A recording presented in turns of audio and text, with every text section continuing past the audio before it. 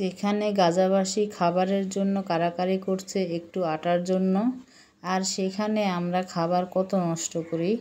তো আবারও চলে আসলাম নতুন রান্নার ভিডিও নিয়ে। আজকে কি রান্না করব আর কি গল্প করব তাই আপনাদের শেয়ার করব।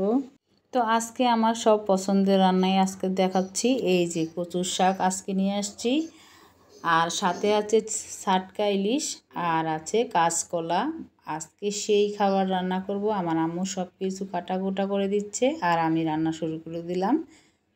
তো এক এক করে আমি রান্না শুরু করে দিলাম। প্রথমে দিয়ে দিলাম কাঁচকলার তরকারি। তো আজকে ইলিশ মাছ দিয়ে আর কাঁচকলা রান্না করব। তো পেঁয়াজটা আমি এই যে বাদামি কালার করে নিলাম।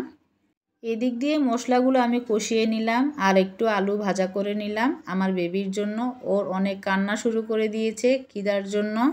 দেখেন না গাজাবাসীর মায়েরা কিভাবে কষ্ট সহ্য করতেছে, তাদের বাচ্চারা তাদের সামনেই অনাহারে মরছে।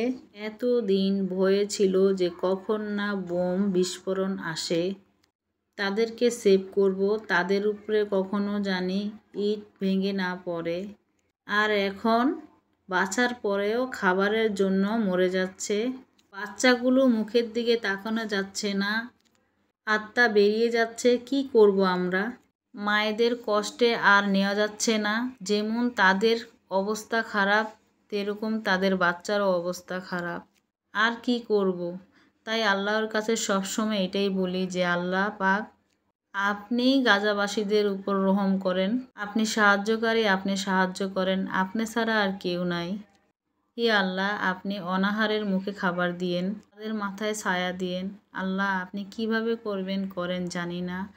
আপনি দুনিয়াটা ঠান্ডা করে দেন। আপনি সাহায্যকারী, সবসময় আপনি সাহায্য করেন, সবাইকে সাহায্য করেন। আমরা তো কিছুই করতে পারি না। আল্লাহ আপনি ছাড়া আর কেউ নাই।